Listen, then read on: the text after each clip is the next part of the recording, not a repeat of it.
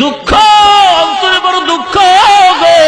হে যুবক, হে যুবক, হে যুবক, মাদ্রাসায় পড়ে ঠকি নাই, ঠকি নাই, ঠকি নাই। যদিও সরকারি সার্টিফিকেট নাই, যদিও সরকারি চাকরি নাই, কারণ কওমিয়া মাদ্রাসায় পড়লে সরকার চাকরি দেয় না, কওমিয়া মাদ্রাসায় পড়লে সরকার সার্টিফিকেট দেয় না। ওরে সম্মান আল্লাহ কম দেন নাই, কম দেন নাই। আল্লাহ পাক এত সম্মান দান করেছেন, ওরে এমপি মন্ত্রীর চেয়ার পাইলেও এত সম্মান হবে না। আল্লাহ যদি সম্মান দান করে, কসম খোদার, ডিগ্রি লাগে না, সার্টিফিকেট লাগে না। আল্লাহ যদি সম্মান দান করেন, গরিবের সন্তান বড় দামি হয়ে যায়, ঠিক কি না? অনুরোধ হে যুবক, আমিও তো এখন যুবক, আমার তো মা বাবা বেঁচে আছেন, আল্লাহ পাক তো সম্মান কম দেন নাই। এ যুবক, তুই স্কুলে কলেজে পড়ো, বাধা দেখছি না, বিরোধিতাও করছি না। তুমি স্কুল মে কলেজ মে পড়ো, कुछ नहीं नुकसान, स्कूल में कॉलेज में पढ़ो, कुछ नहीं नुकसान। इस्लाम की तमाम हुदूद जब करो फरमान, इस्लाम के तमाम हुदूद जब करो फरमान।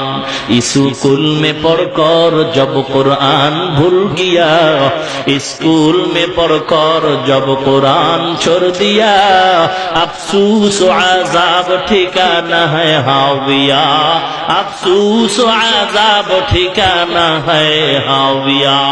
এ বান্দা, স্কুলে পড়ো, কোনো বাধা নাই, তোমার সাথে আমি গালি দিচ্ছি না।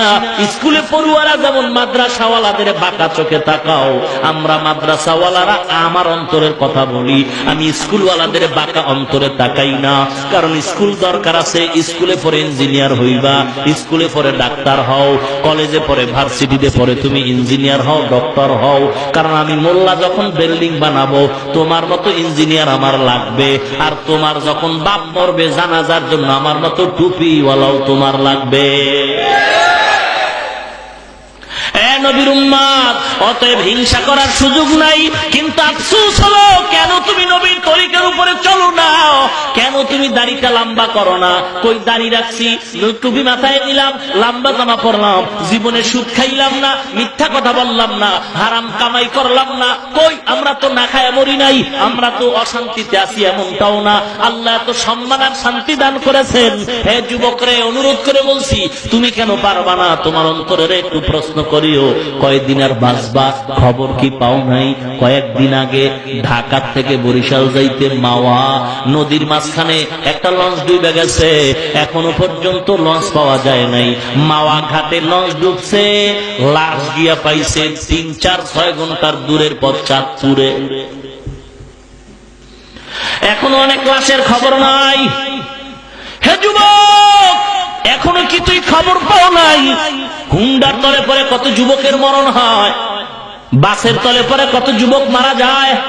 এ বিবারিয়া রোডে আসতে গিয়া গাউসিয়া রোডে আজও দেখলাম অ্যাক্সিডেন্ট হয়ে গেছে। এমন কোন দিন নেই যে বাস অ্যাক্সিডেন্ট হয় না, হুন্ডা হয় না। যুবক রে, মায়ের থেকে বিদায় নিয়ে কও, মা 2 ঘন্টার জন্য কসবা বাজারে বিবারিয়া যাই, বাজার করে আসবো, একটু বন্ধু বান্ধবের সাথে আড্ডা দিয়ে আসবো। 1.5 ঘন্টা পরে মায়ের মোবাইলে আওয়াজ হয়, কান্না করে কে জানো কয়, ও মা, তোমার সন্তান সাদা কাপড়ের প্যাকেট হয়ে গেছে। এ সন্তান আর কয়দিন তুমি বাঁচবা? তাকায় দেখ, এমন কোন দিন নাই যে যুবকের লাশের খবর নাই।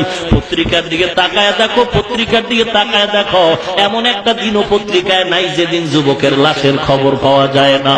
ও যুবক, কয়দিন আর বাঁচবা?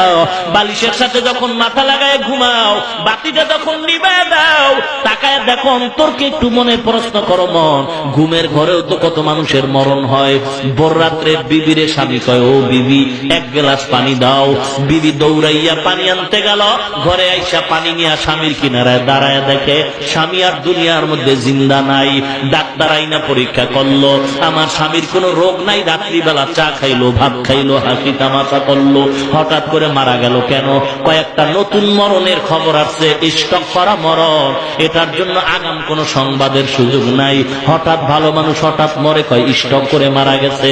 ঘুমের ঘরে যদি তুমি মইরা যাও, বলো তোমার উপায় কি হবে? মনের প্রশ্ন করো। মন, আমার মতো যুবক হয়ে যদি স্কুলে পড়ে, দাঁড়িয়ে রাখে, নামাজ পড়ে, আমি কেন পারবো না? আমার মতো যুবক কৃষি কাজ করে, নামাজ পড়ে, দাড়িওয়ালা, আমি কেন পারবো না? আমার মতো যুবক দাড়িওয়ালা নামাজ পড়ে, স্কুলে পড়ে, ভার্সিটিতে পড়ে, ড্রাইভারি করে, কৃষি কাজ করে, শ্রমিকের কাজ করে, আমি কেন পারবো না?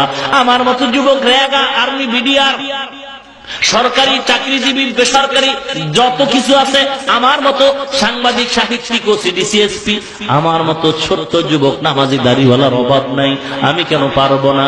আমার কপাল পড়ে গেছে, রিজিকের মালিক যে আল্লাহ, এটা অন্তরে এখনো ঢুকে নাই ভালো করে। আল্লাহ যে রিজিক দিতে পারে, এটা অন্তরে এখনো বদ্ধমূল হয় নাই। ওরে আল্লাহ পাক চাকরি ছাড়া খাওয়াইতে পারে, পারে কি পারে না? অনুরোধ করে বলছি, হে যুবক, তবে সবার কপালে হেদায়েত আসবে না, সবাই জান্নাত পাবে না। মুসলমান হয়তো দুই একটা যুবকও যদি এখানে তওবা করে, ওয়াদা করে, জীবনে আর কোনোদিন নামাজ ছাড়বো না, দাড়ির মধ্যে অস্ত্র লাগাবো না, কারণ আমার নবীর দুনিয়ার বেঈমানরা কম